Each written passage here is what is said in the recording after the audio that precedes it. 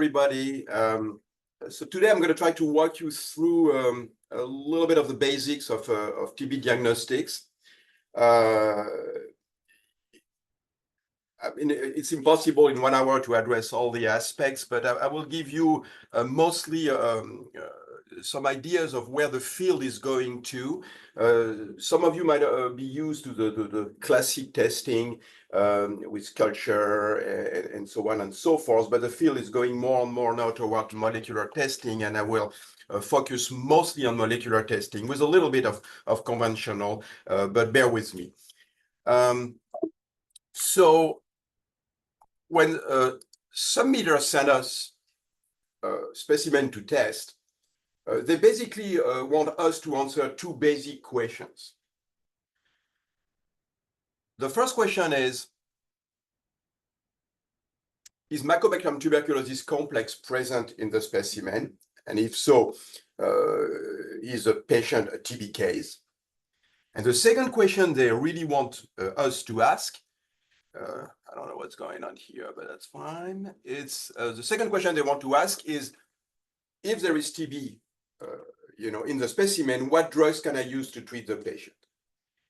So those are the two main questions. Very simple questions, very basic questions, but you'll see during this talk that to get the answer is not always an easy task, and it's always a very straight path, and it certainly involves a lot of moving parts. So this is the basic testing algorithm for TB. You'll see it'll become a little more complicated down the road, but we'll receive a clinical specimen. And what we do two things mostly, or three things in fact, but I mean, here you have two things. This is what the testing used to be before all the molecular came into play. You do smear examination. Everybody is used to the smear microscopy. So you look for the presence of acid, what we call acid-fast bacilli. And either it's smear positive, smear negative. You grade the smear positive, 1+, 2+, 3+, 4+.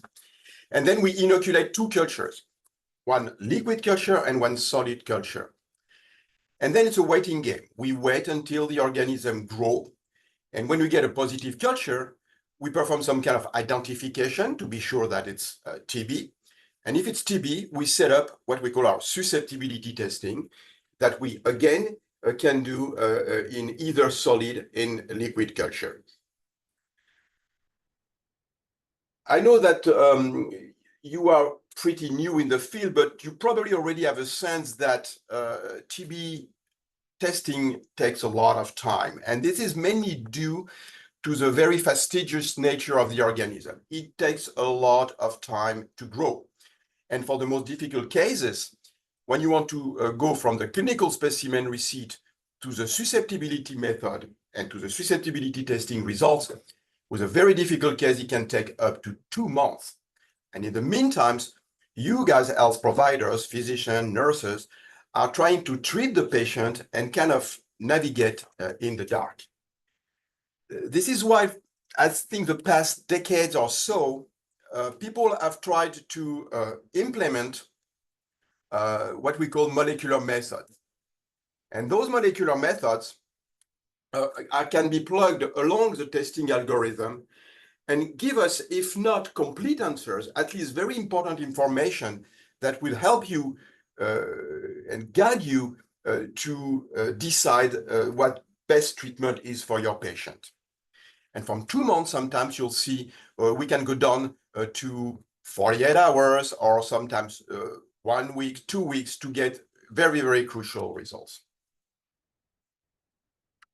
So let's go back to the first basic question. Is Mycobacterium tuberculosis complex present in the specimen? So you can do either what we call direct detection.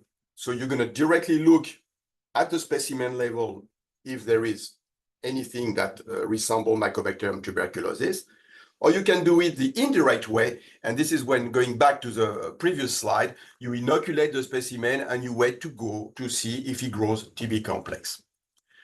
In terms of direct detection, very briefly, just one slide on the acid-fast staining. We do smear, what we call, on a slide. We stain the slide, and it's a specific staining for mycobacteria. It's called acid-fast staining. And you have two ways to do it. Either you do colorimetric method using carbofusion, and it's called, you have different method. I mean, we use a Dill-Nielsen in our lab, but you have other method. You have the Kinune method and so on and so forth. That's details. And in this case, if you have acid-fast bacilli, they will appear as this really, rod-shaped bacilli color in red. Those are acid-fast bacilli. The other way to do it is using a fluorochrome. So we use a fluorescent microscopy. And the main fluorochrome that is used is oramine. And in this case, the bacilli will appear as a rod-shaped little bacilli here that are fluorescent. So you have this big, bright yellow bacilli on a green background. The limitation of microscopy is that is only telling you that you have acid-fast bacilli in the specimen. It doesn't tell you if it's TB. It could be another mycobacteria. We see a lot of them. We see what we call the non-tuberculous mycobacteria that you probably already have seen also in your field. So this is not a specific method. It just tells you that the patient in his sputum or whatever specimen has acid-fast bacilli. So the second method that is much more specific is what we call NATS. NATS is standing for Nucleic Acid Amplification Test, and they can be directly performed on clinical specimen before culture. And generally, the turnaround time for this NATS is 24 to 48 hours. And they are very specific for Mycobacterium tuberculosis complex. And what these tests do is they will detect the presence of MTB complex DNA in the specimen. One of the limitations is they're not able to distinguish between live and dead bacilli. You can have a specimen that's going to be PCR positive for TB that won't grow anything because it looks for the DNA, it doesn't look for the bug. As long as the DNA is present, even if the bug is dead, the PCR will pick it up. And the sensitivity can vary depending on the positivity or the negativity of the smear. Of course, it's more sensitive with smear positive specimen, but it works also fairly well on smear negative. To these days, though, I want to emphasize that culture is still the most sensitive method to detect TB. Sometimes you will have PCR negative specimen that will, at the end of the culture, grow TB. And we have seen some of those. But overall, those tests are pretty specific and pretty sensitive. So what are the available NATs, the main available NATs out there? I think most of you are probably familiar now with Cepheid GeneXpert MTB RIF. That is by far the main nucleic acid amplification assay used in the field. But you have some labs who will use what we call LDTs for laboratory developed tests. And this is what we use in our lab. We have developed a PCR test, real-time PCR test, that is looking for TB complex DNA, but also at the same time is looking for Mycobacterium avium complex DNA, Mycobacterium avium being the most frequently encountered mycobacteria other than tuberculosis seen in patients. So the GeneXpert is a very simple test. It's called a point-of-care test. It can be any simple. You have a sputum, you receive the sputum, you mix the sputum with a reagent that is provided with a kit. You mix well, 15 minutes at room temperature, and you put the whole mix into a cartridge. You plug the cartridge into the instrument. You walk away. In less than 2 hours, you get a result. And the results will tell you, one, if there is MTB DNA in the specimen, and two, what the GeneXpert also does is looking for potential resistance to rifampin, which is a main drug for first-line treatment.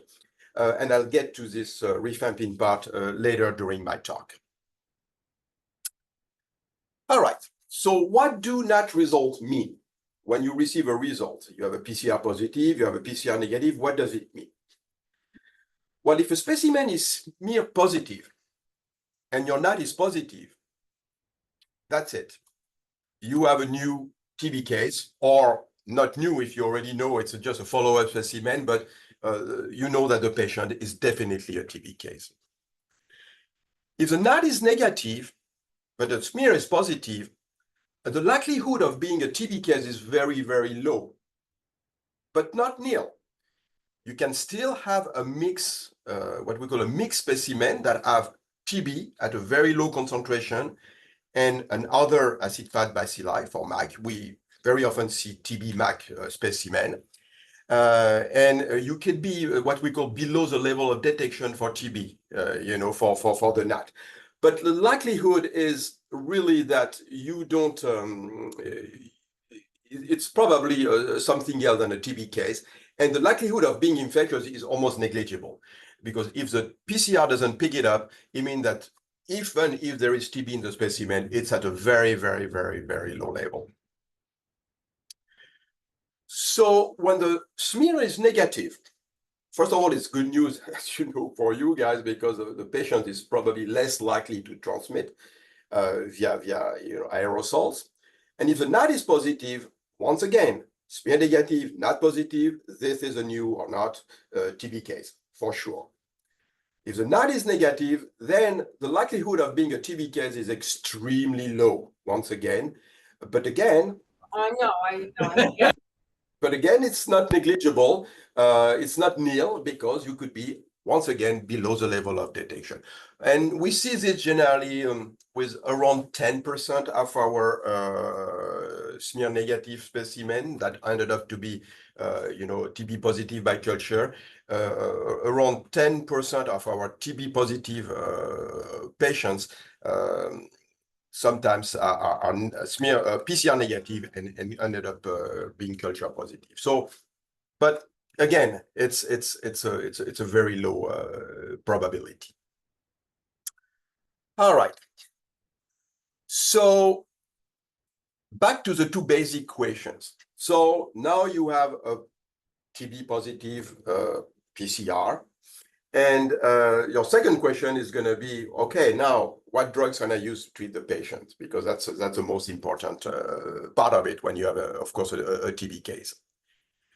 So initial TB isolate should be tested against what we call the first-line drugs or primary drugs. And this is what we call the RIPE. You all are familiar with RIPE, rifampin, isoniazid, pyrazinamide, ethambutol, which is a standard regimen used to treat a patient that are what we call pan-susceptible, meaning susceptible to all these drugs. And if you see any resistance, and particularly when you see rifampin resistant, you need testing to what we call the second-line drugs. That are the drugs that you're going to use to replace rifampin because you lost it due to the resistance. And the main second-line drugs are fluoroquinolones, are the injectables, particularly amikacin, and if available, the drugs for the new regimen of MDR, XDR, TB, which is a BPAL regimen, you've heard of it, with bedaquiline, protamide, and linezolid. Just a little parenthesis with a BPAL regimen. There is very, very few labs offering testing for these drugs. As a matter of fact, I believe we are the only lab at Wadsworth Center to offer testing to bedaquiline and linezolid at least. We're on the way to validate the protamide testing, but we cannot offer it yet. So it's not something that is broadly available, which is an issue, as we tend to see, at least in New York, an increase in drug resistance, and particularly an increase in rifampin resistance. So you have two main methods to do susceptibility testing. The conventional method is growth or no growth in presence of the drug. So you inoculate in presence of the drug, and if the organism grows, it's resistant. If the organism doesn't grow, it's susceptible. Once again, it can take a long time, and for the most difficult strain, up to 2 months sometimes. And then you have the molecular method. And the molecular methods are not based on growth or no growth, or partially based on growth or no growth. And what the principle of this molecular method is to detect mutation, specific mutation in the TB genome that are known to be associated with drug resistance. So if you see this mutation, you can predict resistance to a particular drug. So this is just a slide showing you all our susceptibility method at Wadsworth Center. So on the top, you have all the conventional. You have the culture, liquid culture method with a Backtec 960, which is really pretty much a universal way to do testing by liquid culture. We have agar proportion, that is a solid medium. And we also are able to perform what we call MIC testing, which is basically the testing TB organisms, again, a range of concentration for each drug. And instead of doing resistant and susceptible, we give you an exact MIC, which is minimal inhibitory concentration. And in some cases, it can come handy, particularly with the drugs, the VPAL drugs and the linezolid. And then on the bottom, you have our molecular method, and I will get to it in a moment. And most of this method, I mean, all of this method actually for us are sequencing based. All right, so what are the principles of the molecular drug susceptibility testing? Well, if you look at the literature now, the research has been extensive on drug resistance, and I would say that many drug resistance genes that are involved in resistance, and I would say most of them have now been identified. And very often in TB, resistance is due to the presence of mutations in those genes. So if you look for this mutation, you will be able to predict resistance. And this molecular approach are able to genotype resistance sometimes in less than 24 hours if need be, which is a major improvement when you compare to the up to 2 months time frame that you have with culture-based methods. So what are the molecular methods for susceptibility testing available out there? Well, you have the line probe assays. You probably, I don't know, maybe some of you came across what we call the Hind test. I won't talk about it today. Those are called line probe assays. But again, the main molecular method that you're going to mostly see out there for drug resistance is a GeneXpert MTB-RIF. Remember that this GeneXpert only looks for rifampin. It doesn't look for the other drugs. And then you're going to have all the what we call the DNA sequencing method. And the more the field is going to advance, the more you're going to start to see those methods. You know, it's starting to move toward this direction, but it's going to become something that is going to be more and more and more routine in more and more labs. So you have different sequencing methods. You have the older ones, Sanger, pyrosequencing. I won't talk about them. And we have what we call the next generation sequence. And these are the new sequencing platform that we are currently using in our lab and that other labs are also starting to use. And when it comes to next generation sequencing, you have two main approaches. You have what we call the targeted next generation sequencing that you will see under the acronym TNGS. And you also have the whole genome sequencing, referred as to WGS. And the differences between these two methods, I'm going to talk about in a minute, is the following. But let's go back to the GeneXpert first. So the GeneXpert, remember, detects TB in the specimen, but it also looks for rifampin. So basically, what the GeneXpert does, it interrogates a very specific region here of a gene called RPOB. And RPOB is a very crucial gene for TB. It's code for what we call the RNA polymerase. And it's an essential gene for TB. If you touch or inactivate the RNA polymerase, you kill the organism. And it's exactly what rifampin does. Rifampin binds to RPOB and therefore kill TB. Why does a GeneXpert interrogate a specific region of RPOB?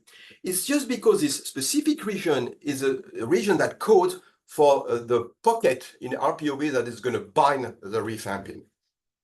So any modification in this region will trigger a change in this binding pocket for the drug and will prevent the binding of the drug. Therefore, the organism will become resistant. So what GeneXpert is doing, using 5 what we call probes, and each probe has a different dye, so the machine is able to distinguish between the different dyes.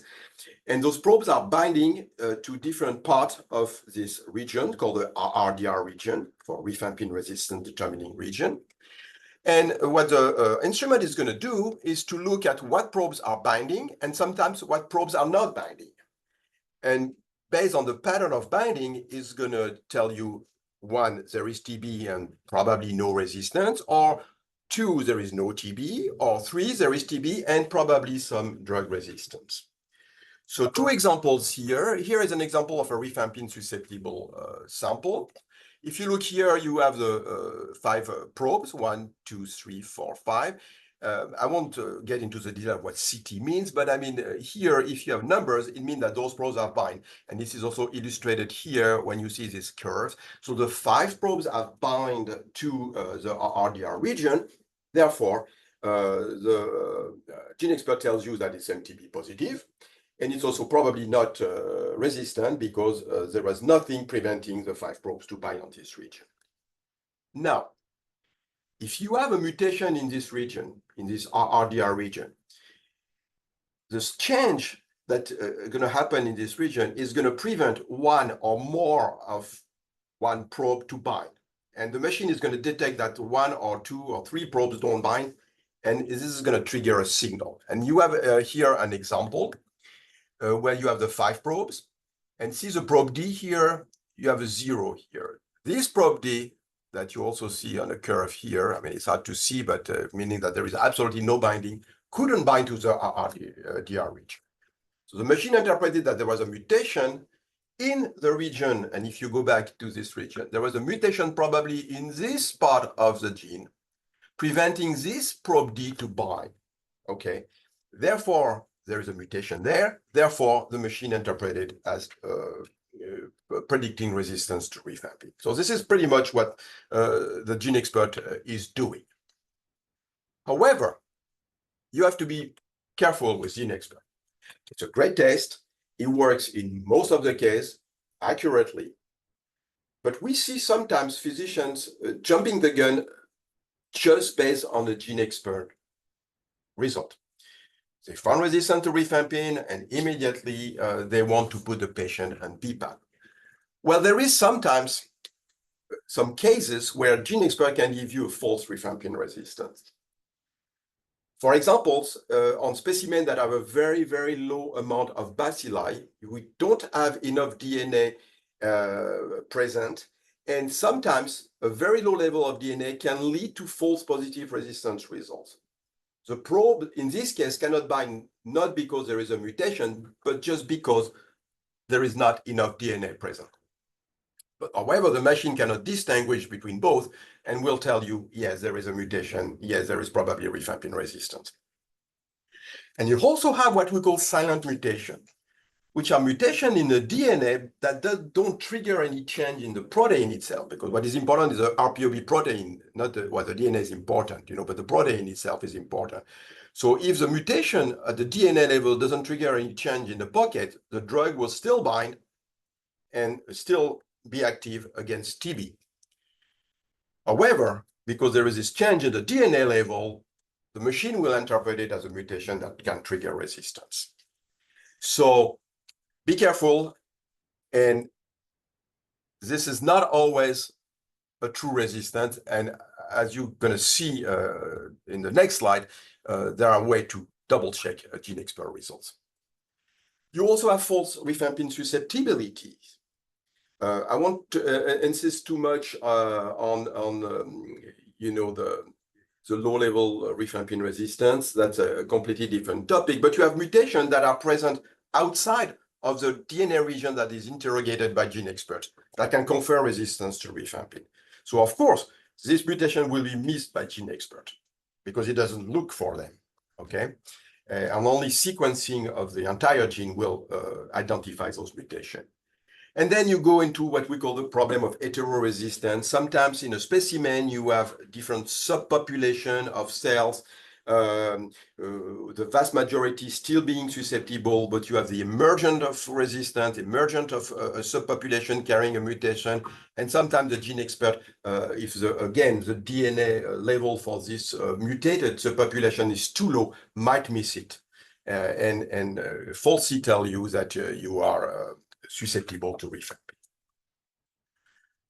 So the message is, and this is WHO guidelines, and this is CDC guidelines. If you come across a rifampin-resistant result by GeneXpert, you must confirm it by a sequencing method.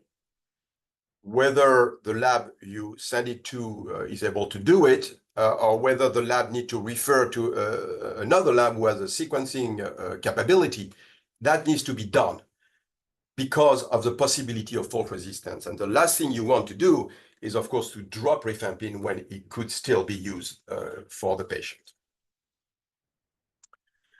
So sequencing method, as I said, in the field, now you're going to mostly see those two methods: TNGS, whole genome sequence. So let's start with the TNGS assay.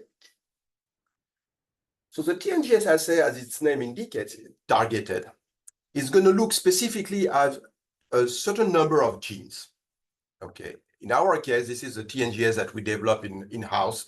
We are looking at 13 genes covering 9 antimicrobials. And how do we pick the 13 genes? Well, they are the genes that are the main genes encountered in most of the resistant cases that we come across. So if you cover those 13 genes, you pretty much already catch most of the resistance cases out there. So basically what you do, you extract the DNA, and then you have an amplification step. You perform a PCR. You're going to specifically amplify the 13 genes here. So you're going to increase your signal, okay? And then you're going to do a little bit of preparation. I won't get into the technical details. And then you're going to go onto the sequencing platform. And then the sequencing platform is going to perform its sequence, give you a sequencing file that you're going to run through a bioinformatic pipeline that's going to analyze all these sequences, put it together for you, and generate a report that will give you what we call a predicted susceptibility report, telling you if the strain is predicted to be susceptible, or if it's predicted to be resistant to this drug or whatever the results tells us. Because of this amplification step, and because you amplify the signal, the targeted NGS not only can be used, of course, on culture material, but it can also be used directly on primary specimen that generally contain less material than a positive culture. So with the TNGS, you can bypass the culture step and already directly at the primary specimen level get some very important results that are going to guide you to decide what is the optimal treatment for your patient. So whole genome sequence assay is pretty much the same idea, but at a much larger scale. With a whole genome sequence assay, instead of focusing on 13 targets, you can interrogate pretty much the 4,000 plus genes that are present in the genome of Mycobacterium tuberculosis. So as the name indicates, we sequence the entire genome of the organism. And by doing so, of course, we're going to cover the 13 genes that were covered by the TNGS, but we also cover other genes that are sometimes involved in alternative mechanisms of resistance, and that would be missed, of course, by the TNGS. The restriction of the whole genome sequence compared to the TNGS is because it's so much more encompassing and at so much a larger scale that we cannot have this amplification step, So we cannot really amplify the signal. Therefore, we can only, at least for the time being, use whole genome sequence assay on a culture material. So we're still bound to obtain first a positive culture for TB before we can go ahead and perform our whole genome sequencing. Overall, the idea after that is exactly the same. We do some preparation. You send to the sequencing platform, generate a huge amount of data. We have developed an in-house bioinformatic pipeline that's going to put all this data together, give us a susceptibility profile. But the whole genome sequence also tells us much more than just the susceptibility profile, because we are using it a lot also on the epidemiology part to see if the strain is related to other strains that we already have seen. And it really helps TB Control Bureau for outbreaks, for contact tracing, and so on and so forth. All right. So that's a summary of how we do it in our lab. We receive a process specimen, we do a PCR. If it's positive, we really directly do a targeted NGS assay, and we cover all the drugs that are listed here.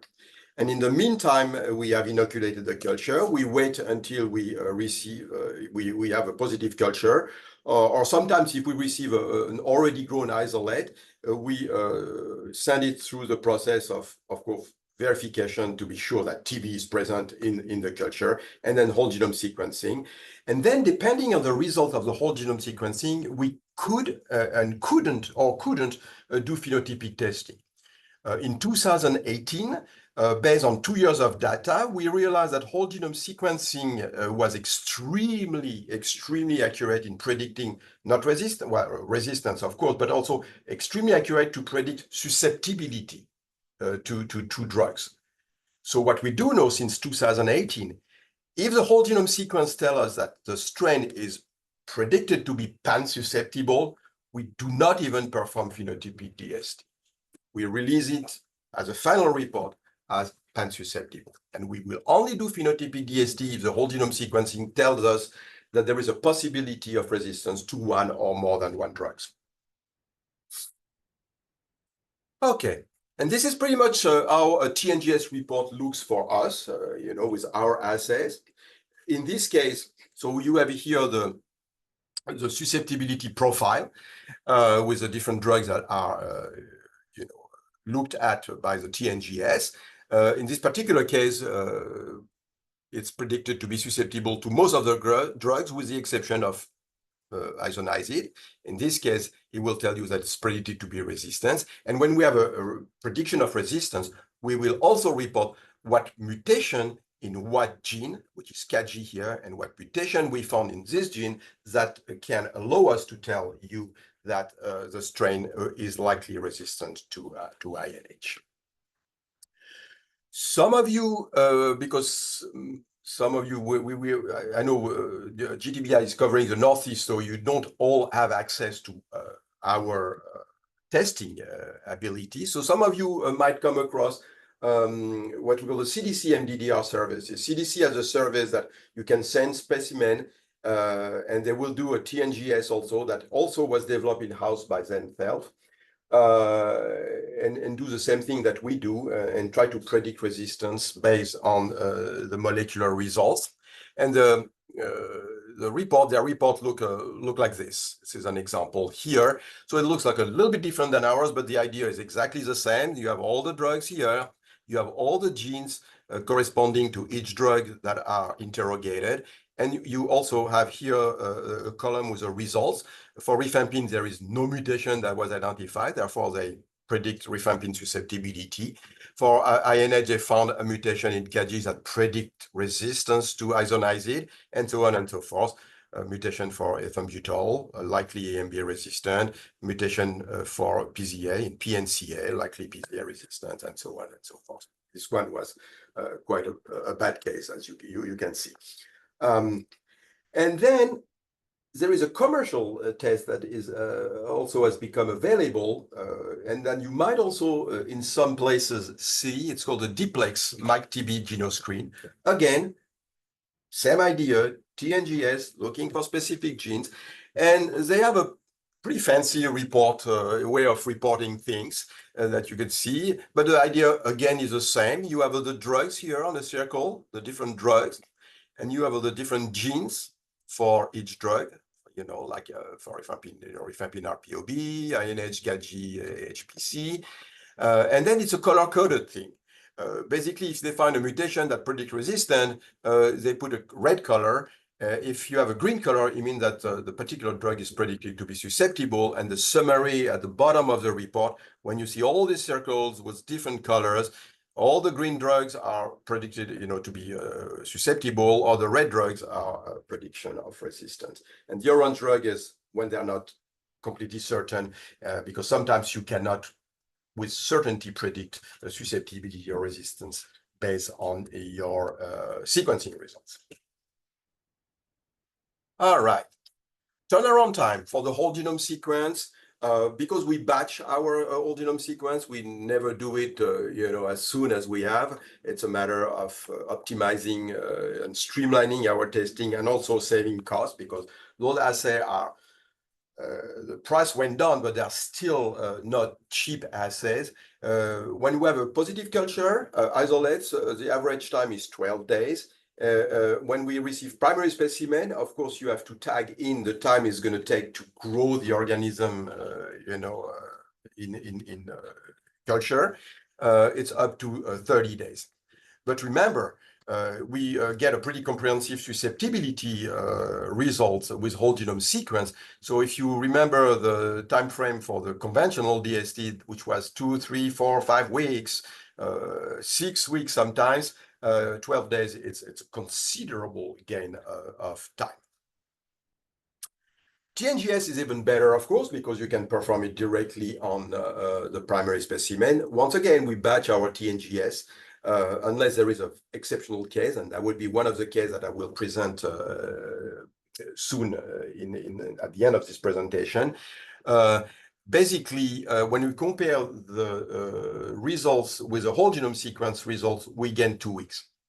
And those 2 weeks are pretty much the average time it takes to grow a positive culture from the primary specimen. TNGS, and you'll see one example, is extremely useful for what we call contaminated culture or mixed culture. And if need be, we can push the TNGS, and you'll see an example where we can push it and get the results in even less than 24 hours.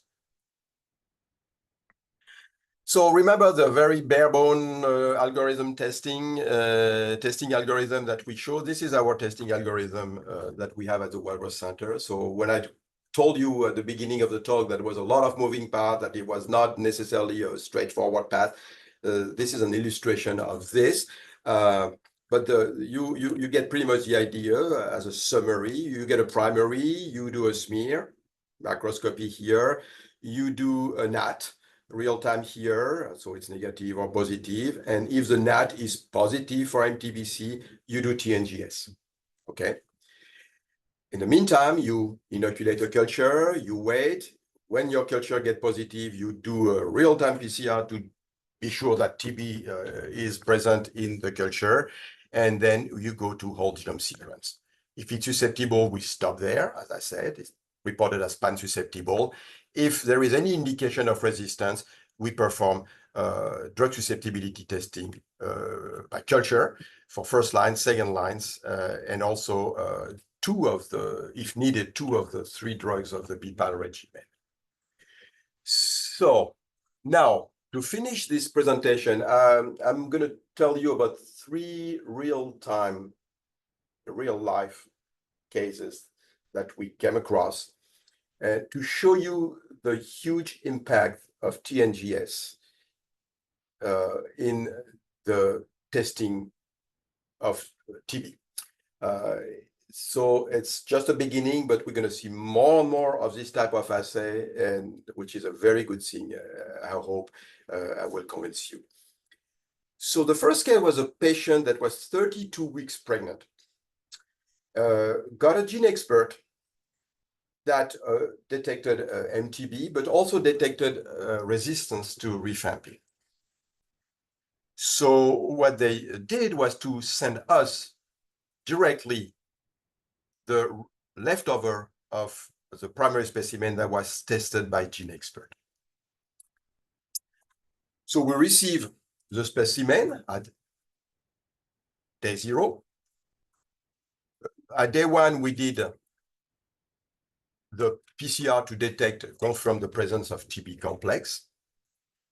And at day 5, after the receipt of the specimen, we had a complete TNGS report that not only showed resistance to rifampin, as you said, but showed that this particular patient was indeed XDR, based on the old definition of the XDR, including resistance to amikacin and resistance to fluoroquinolone.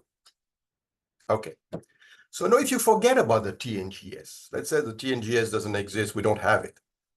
Well, it took 13 days to get a culture, which is, the absolute requirement to perform either a conventional DST or whole genome sequence. And we got the whole genome sequence report at 26 days. So if you do your math, TNGS at 5 days, whole genome sequence at 26 days, you already save 17 days with a TNGS as compared to the whole genome sequence report. So now let's say that TNGS and whole genome sequence are not available and we have to go through the classic conventional process. We got the DST results through the conventional way at 84 days. So we literally saved 79 days with TNGS as compared to conventional results. And as soon as they had the TNGS report, they knew that, of course, there was a huge problem, and they immediately adjusted the treatment of the patient to put her on an MDR-XDR regimen. So that shows you the power of TNGS here and the impact it has on the patient management. And for us, it was, of course, a milestone because it was the first time that we detected an XDR case directly from the patient specimen without having to grow the organism. So the second case, and you probably come across some of you with this type of case, are the patients who have a dual, I don't know if I said infection, but at least have both MTB and MAC in their sputum. So what happened in this particular case, we receive a culture directly, not a specimen, but a culture from the public health lab in New York City. The standard algorithm is you do your real-time PCR, and then if you have TB, you do your whole genome sequence. The problem is when we did the PCR, it came up TB positive, but it also came up Mycobacterium avium complex positive. So it was kind of mixed or contaminated with MAC. And in cases like this, we just report as whole genome sequencing couldn't be performed due to a mixed culture, and we generally ask the submitter to try to send us a pure culture of Mycobacterium tuberculosis. But in the meantime, because we are where we are also on our side trying to purify, or try to purify, it's not always easy, the TB from the MAC to be able to send it through the pipeline. So if you see here the timeline. So day 0, we receive the MTB MAC MPSS. So let's say, forget about the TNGS right now. We try a first purification and we get another positive culture at 27 or 28 days, still contain TB and MAC. So we have to go to a second round of purification. And finally, at 48 days, we are able to get a culture that is TB positive, but MAC negative. And finally, we can go through the whole algorithm and get the whole genome sequence report. And it takes 2 months, 60 days to get the whole genome sequence report. So let's track back to the TNGS now. Because the TNGS is so specific and focused on those particular 13 genes, and because the amplification step is very specific of TB and doesn't really touch MAC, we were able to amplify the signal for these 13 genes, do sequencing, and predict a susceptibility profile for the TB that was present in this mixed culture. And it took us 13 days. So instead of waiting 2 months, once again, the TNGS gave us a pretty comprehensive response in 13 days. Here again, you basically saved, if I do my math correct, 43 days, which is again a huge impact. And pretty much often This is the only susceptibility report that the submitter will get, because very often we're not able to purify the TB, and they will rely exclusively on the TNGS report to adjust the treatment accordingly. And the case number 3 was not the most complicated case, but this is pretty much the case I'm the most proud of. It was a 12-month-old baby in ICU, very sick, TB meningitis. We received an isolate that grew from the CSF of the baby. And because of the background of the baby and because of the contact, the possibility of drug resistance was pretty much in the picture. They didn't have any susceptibility results yet available for the contact. So they were pretty anxious to know what was the susceptibility profile of the patients to be sure that they were putting the child on the appropriate treatment. So on the Thursday, we received the isolates at 2 p.m. At 4 p.m., we did what we call our heat kill. And at the end of the day, we had done DNA extraction and we had set up the PCR. The following day at 7 a.m., we did our preparation for sequencing, put the specimen at 11 a.m. On the sequencing platform, and at 1 p.m., we had the results that we were able to analyze and send back the full report to the treating physicians. Fortunately, the isolate was pan-susceptible, but we were able to provide the results in less than 24 hours, and they were extremely grateful for that and extremely happy, and they were able to put the baby on appropriate treatment for what was a very severe case of TB meningitis. So once again, the power of TNGS. So I could go on and on, of course, but I think I'll stop there. But and I really certainly hope that I convinced you that those methodology are really game changer in the TB field, in the TB diagnostics. Be prepared, because you're going to see more and more of them, and you're going to see more and more of mutations and what do they mean. And so if you have any questions about this, please reach out. You can reach out to Global TB Institute, and we'll be very, very happy to help you navigate these results that I would admit it, not always easy sometimes to interpret. So I'll stop there and I'll take any question if anybody. Thank you, Dr. Viscue. There's a question in the chat from Dr. Morella Velez. Can you discuss again the silent RIF mutation, PHE514 PHE and ARG 528? Are those false positive resistance mutations? I can't hear you. It's very choppy sound. Sorry, can you hear me? Sorry. Hi, can you hear me?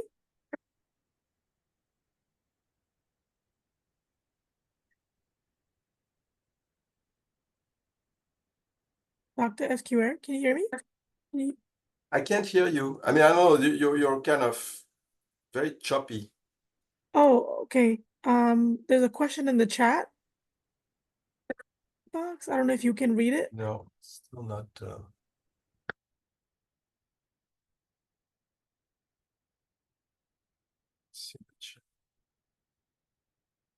Can you discuss? You want me to address the silent rifampin mutation? Yes.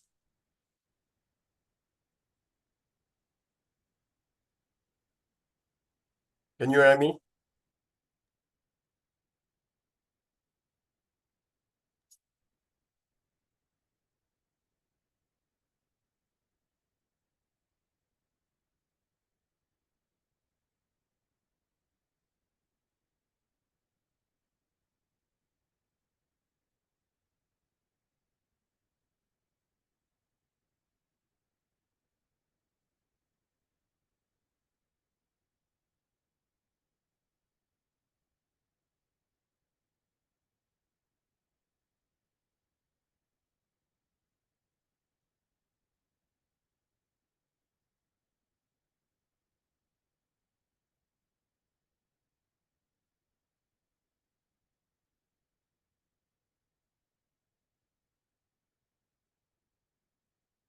Hi, Dr. SQA, can you hear me? Hello?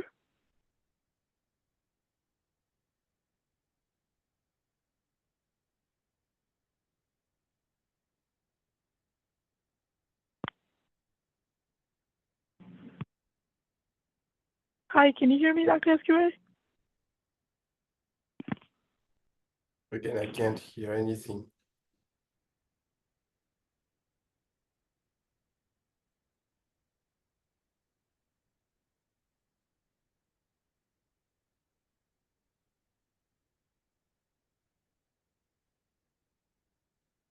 Okay, you can answer me in the chat. Do you want me to address the question in the chat?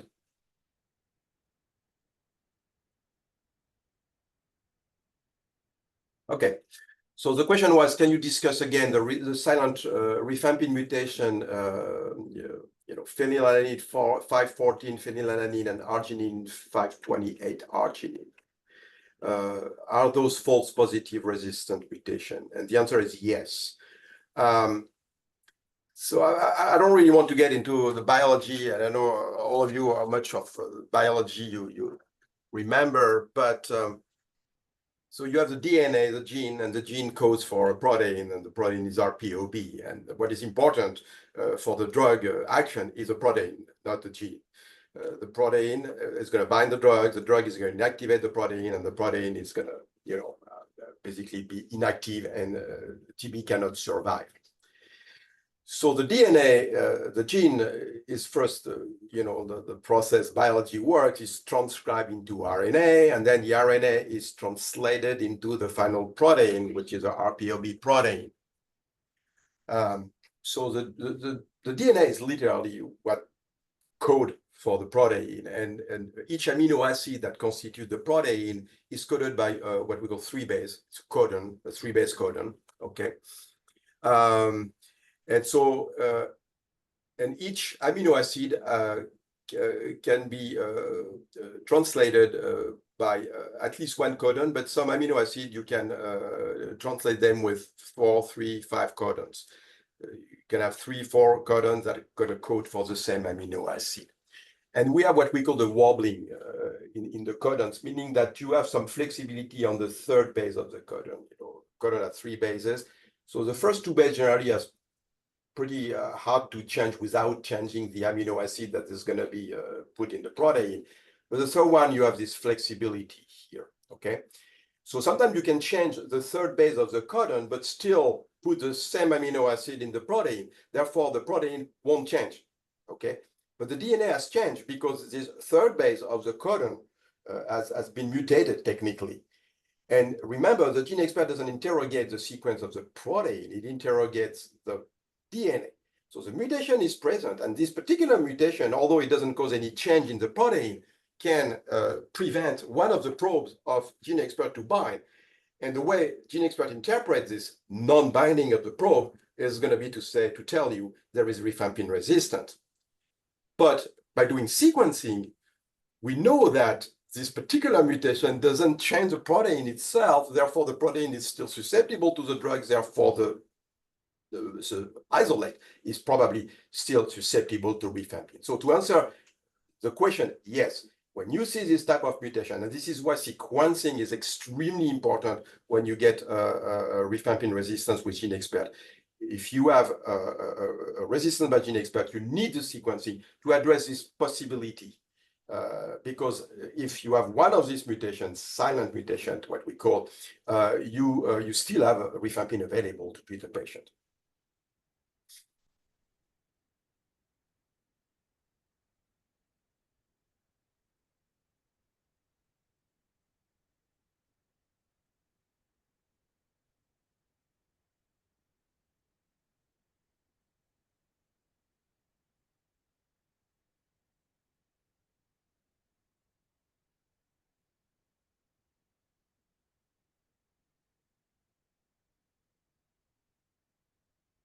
Hi, does anybody else have any other questions?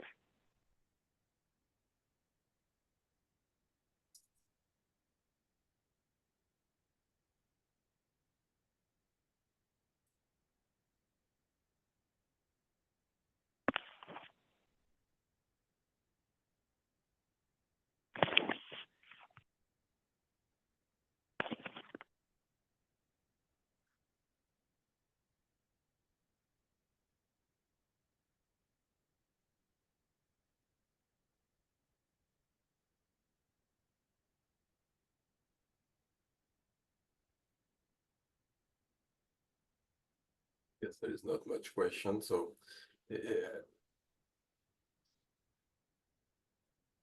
if I can say one thing before we leave, we are available if you have any question, lab-related questions, any testing issues, please don't hesitate to contact us. So you can do it through the Global TB Institute, or you could do it directly to us. If you have some cases that might require a specific testing that is not offered anywhere else, but in our lab, please contact us. Preferentially, I would say go first through the Global TB Institute. And we have had cases in the past where we helped even with testing because we were the only one to be able to provide this type of testing. So don't hesitate to contact us. It's a case per case decision. We need to discuss further case to see if we can be of any help. But if we can be of any help, we will definitely help you, including testing. So please don't hesitate to reach out.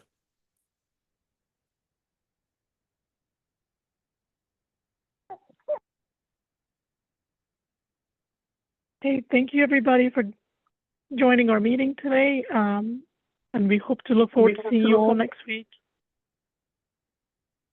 Thank you, Dr. SQA.